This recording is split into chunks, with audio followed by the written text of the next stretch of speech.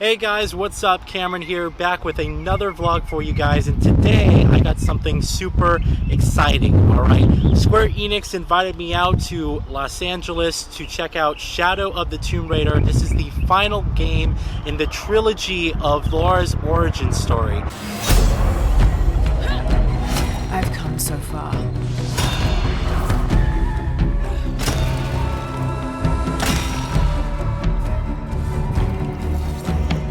I'm not turning back. I actually got to check out an hour of the entire game, which was very exciting, and I want to kind of go through my thoughts first of all, and kind of go through what I think about the game, and also let you guys know about the different new features that they're going to be adding to this sequel.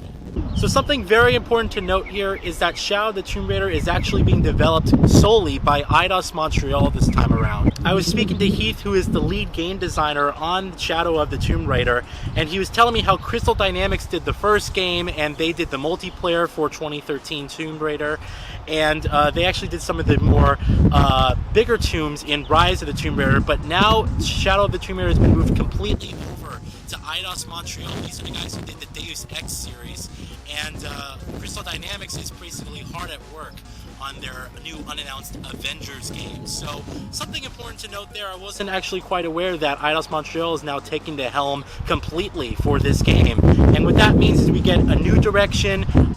They were talking about how they want this game to be a lot darker, a lot more gritty, and it's going to be defining or showing us Lara's defining moment as a character, to the point where she comes out of this curious young girl and she becomes the Tomb Raider that she is destined to be, and that we all know about from the previous Tomb Raider games. So I've been a Tomb Raider fan for a little bit over a decade now. It's actually been 12 years. The first Tomb Raider game I played was Tomb Raider Legends, which was one of my favorite games back in the day. It was just an awesome, fun, action-packed adventure. And then I got Tomb Raider Anniversary after that, which was a sort of a remake of the original first game that came out in the 90s for PS1. And then Tomb Raider Underworld, which was the sequel to Legend, and also took into account Tomb Raider Anniversary's narrative. And really like those games. You know, ever since Tomb Raider was rebooted, and we've gotten a much more stronger look at Lara as a character, and a lot more of a gritty adventure. You know, the games have been quite, fun and action-packed, and it's just been quite an incredible experience. So while there, they sort of came out with a presentation. They described to us their vision for this Tomb Raider game, this being the last one, again, in that trilogy for Lara's origin story, and just how much they wanted to improve the game's gameplay dynamics and really give us a much more gritty look at Lara's adventure, and how we really wanted to use sort of the environment as a character this time around. So it was really interesting to see from that perspective, and like I said, they actually let us play the game, which is really cool. So I got to play an hour of the game, yes, a full hour, which I was guessing would take place somewhere in the beginning. It was really, really cool and really, really interesting.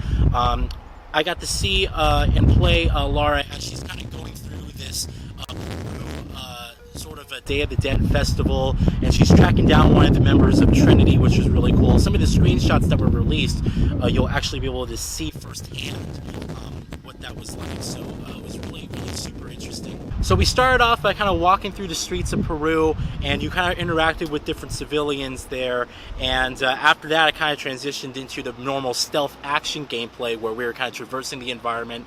Laura sort of took herself, and she was trying to track down this artifact before Trinity, who is the main antagonist and organization that she's after, got their hands on it, rather. So going into the gameplay of Shadow of the Tomb Raider, the gameplay is very similarly to Rise of the Tomb Raider and the Tomb Raider before. Lara is still this lightweight, floaty, very responsive character, depending on your control set, and she moves with your analog stick. And the game pretty much feels the same, pretty much on point with what you've played with Rise of the Tomb Raider. I wouldn't say there's so much difference in terms of the way Lara feels. What they really try to do is give you more depth to the gameplay. So one of the new additions this time around is that you can now swim, and you can do underwater swimming. This is something that was previously in the past Tomb Raider games. Legend had it that I played, even games like Anniversary had it, and especially Underworld had different missions where you're kind of going into the ocean. So now you'll have different caves and different paths with Shadow of the Tomb Raider that will basically allow you to find these tombs. And the tombs this time around are supposedly much more dangerous.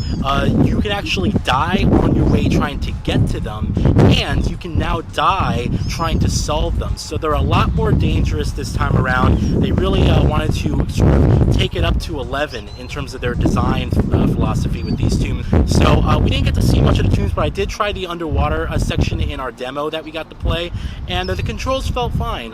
You know, she was able to kind of swim through different caves and different coves and whatnot, and there's different collectibles underwater, and it's just something to keep note of. Now you have to kind of think with this mindset of, okay, if you see a little, you know, cove of water, to try and go down under there and see what is lying beneath. Sometimes it could be something as simple as just some salvage to collect. Other times maybe it could be an entrance into a hidden cave. It could be pretty much anything depending on what the developers decided to put in there. So it's just something to keep note of when traversing the environment and seeing those underwater sections.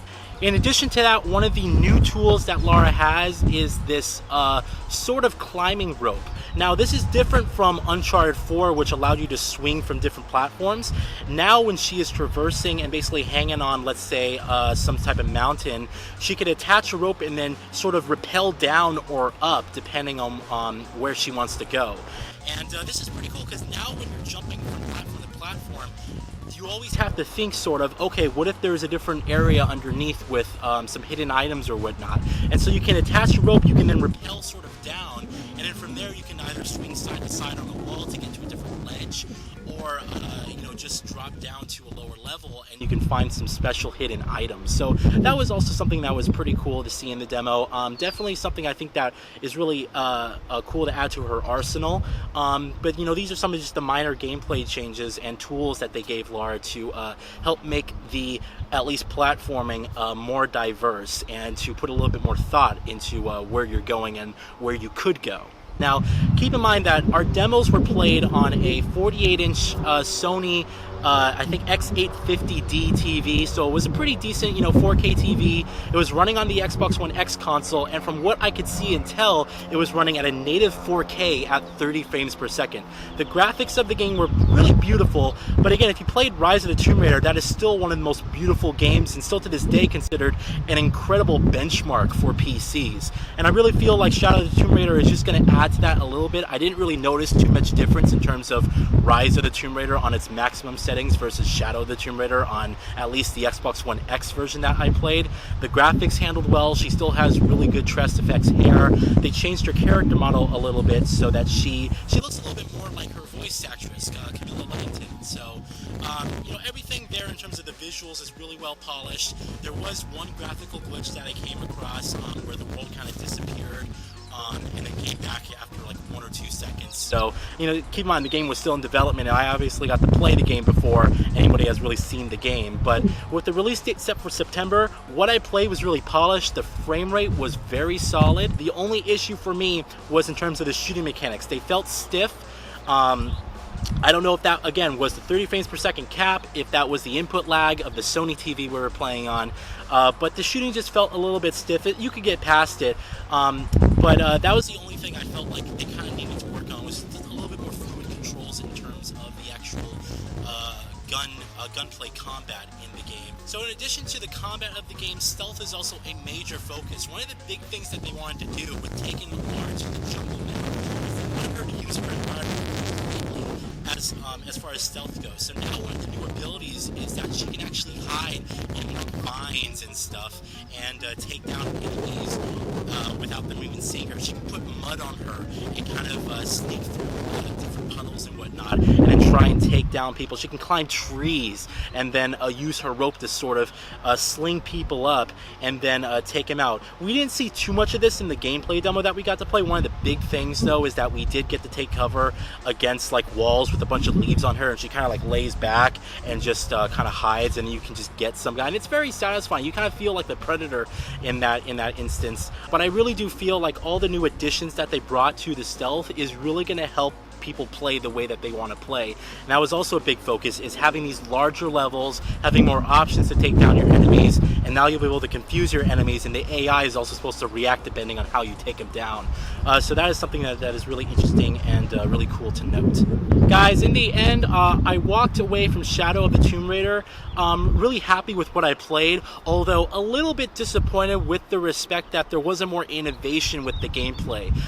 It really does feel very similar to Rise of the Tomb Raider, which is not a bad thing. I mean, the game handles fine, the controls are great and responsive, and if it ain't broke, don't fix it, right? But I was really hoping that we'd see some, just a new different feel in terms of with the gunplay, or at least how Lara behaves.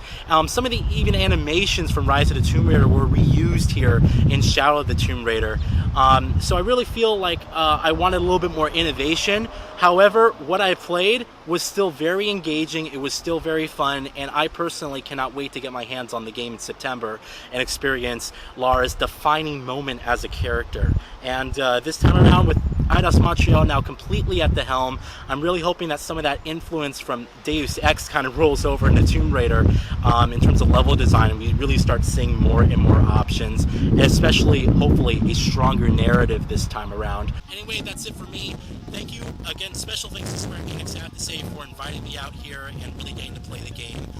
I absolutely had a blast going to this event and got to meet with some of the game developers and talk with them. It was absolutely fun, and I really hope you guys are looking forward to the game, and I'll let you know if anything else comes up. Thanks, guys. Have a good one.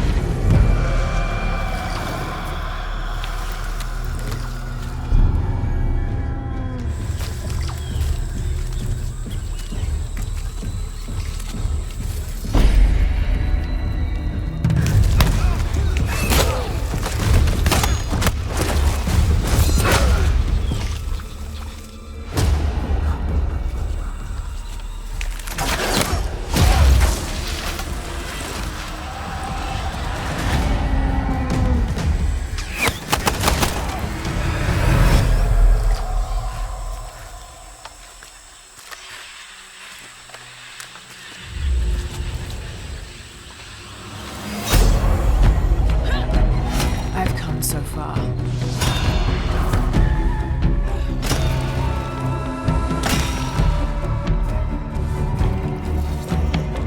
I'm not turning back.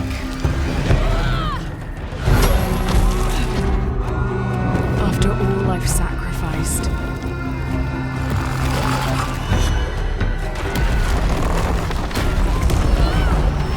I have to wonder.